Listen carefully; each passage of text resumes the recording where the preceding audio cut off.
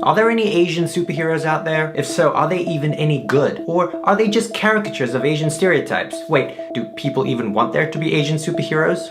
Let's get into it. I'm Kento Bento. There are a lot of comic book fans out there, and many of them are Asian. Yet historically, superheroes of Asian descent have been a rare thing in the Marvel and DC universes. Most people would struggle to name even one Asian superhero from Marvel and DC. Hey Nina, name one Asian superhero from Marvel and DC. Goku!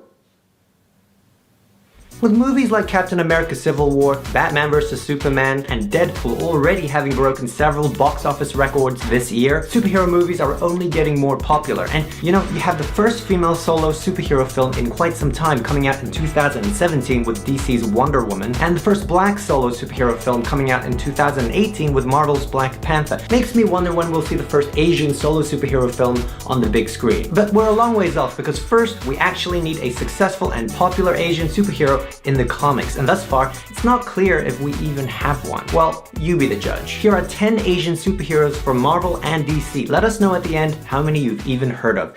We'll start off with arguably the most well-known Asian superhero, Jubilee or Jubilation Lee from the X-Men, a Chinese-American girl from LA. She was the X-Men's youngest member in the early 1990s, often fighting alongside Wolverine as his sidekick. She has received much criticism for her bratty mole rat persona and somewhat lame powers. What are her powers, you ask? Well, fireworks. She possesses the ability to produce small bursts of light, similar to a series of bright camera flashes, disorienting and temporarily annoying her foes. She can also control these bursts to take the shapes of streamers and spheres, making her perhaps better suited for a 6-year-old's birthday party than for fighting evil. Despite her being the brunt of many jokes, you do have to give her some respect for being around as long as she has, and being a core member of a group as popular as the X-Men. Now let's go back to the 1970s, a period in time where people were crazy for Bruce Lee and anything kung fu related. Marvel ran with this and thus created Shang-Chi, the premier Asian character of the 70s. Born in China, son and nemesis of the infamous wealthy international Chinese crime lord Fu Manchu, his mother is an unknown American woman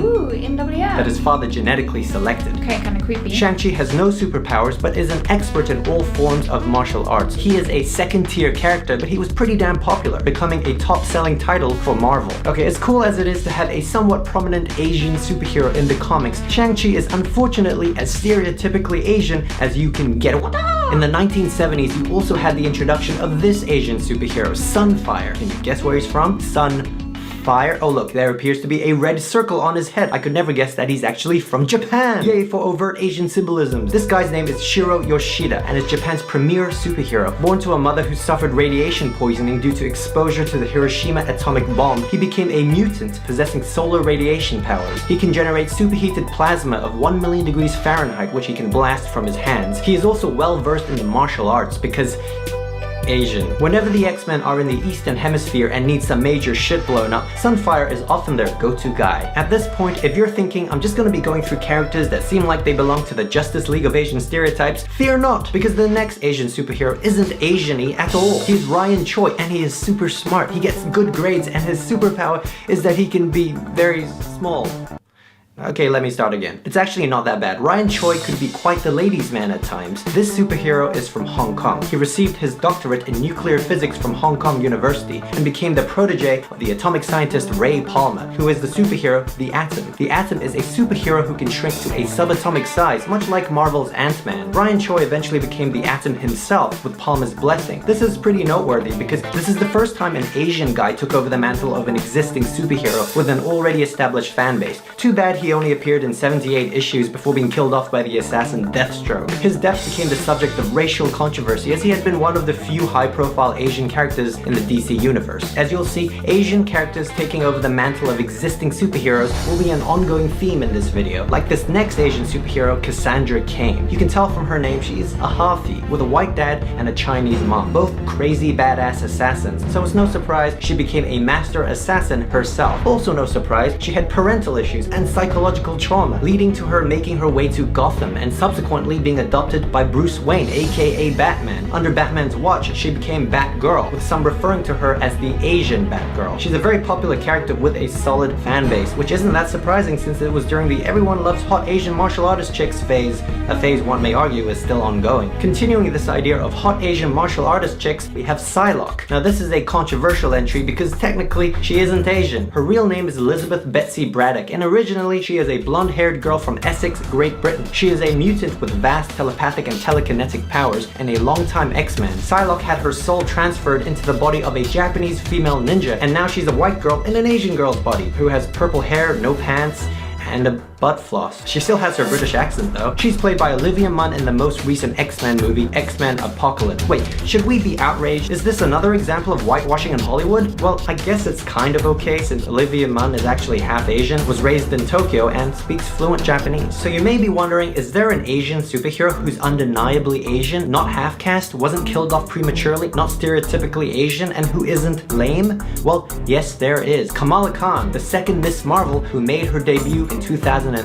So who is she? Well, Kamala Khan is a Pakistani Muslim teenage girl living in New Jersey and from a very traditional Pakistani family. And yes, that's Asian for those who think only East Asians are Asian. She is an Inhuman, which is a race of superhumans, and after her Inhuman powers were activated by the Terrigen Mist, she was able to stretch her body in unimaginable ways. She took the moniker of Miss Marvel from her favorite superhero, the original blonde-haired Miss Marvel, Carol Danvers. In an age when it can be tricky to portray Muslim American characters in a way that is sensitive and realistic without being patronizing and sensational, Kamala Khan's Miss Marvel proved to be a great success. She wasn't Asian for the sake of being Asian. Kamala was very much of her family's culture and ethnic heritage, but also universally relatable. Very refreshing. So you have a Pakistani superhero who ticks all the boxes, but is there an East Asian superhero with the same universal appeal and approval? Well, in 2014, Marvel introduced Silk, real name Cindy Moon, a Korean American girl. We all know the story of Peter Parker, aka Spider-Man. During a demonstration on the use of radioactive rays at a science exhibit, a radioactive spider bit the nearest living thing to it in its dying moments. That was Peter Parker. As a result, the young teenager would gain amazing powers, becoming the Amazing Spider-Man. However, this was not the end. After the radioactive spider bit Parker,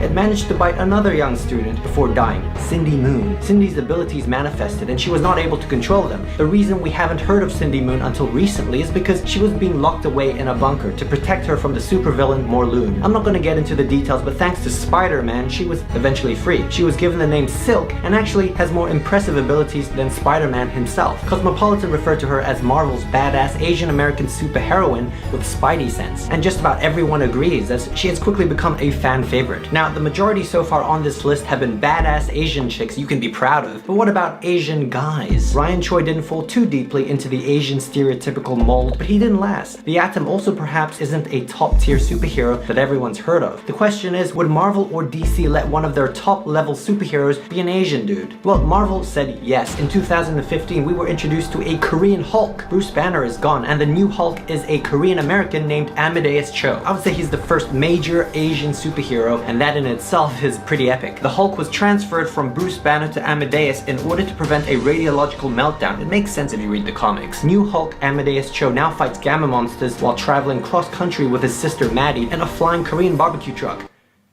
Yes, I said that right. There are people who like this new Hulk, there are many who don't. He's relatively new, so the verdict's still out. Speaking of new Asian superheroes, we end this list with the Asianizing of an even more iconic superhero. Actually, DC one-upped Marvel, making one of, if not the most iconic superhero of all time, Asian. As was recently announced, Superman is now Chinese! Oh my god! The new Superman hits shelves July 13th, 2016, so as of the posting of this video, we don't exactly know what we'll get. But what we do know is that he's a 17-year-old kid from Shanghai named Kenan Kong, and he somehow gets his powers from Superman himself, but unlike the original Superman, he is human. You can imagine the outrage this has caused, as Superman is supposed to be white and American, although really he's an alien. But perhaps he has more in common with being an Asian American, because as Jeff Yang, a columnist for the Wall Street Journal, noted, he has black hair, he wears glasses, he has two different names, an American name Clark Kent and a foreign name Kal-El with a hyphen in it. His parents are non-English speaking and sent him to America to have a better life. There has been criticism criticism towards Marvel and DC for pandering, making superheroes unnecessarily foreign or different. Aside from the Asian superheroes I've already mentioned, there's also a Black Flash, a Hispanic Spider-Man, a gay Green Lantern. Perhaps they shouldn't be taking over existing and well-established superhero characters, but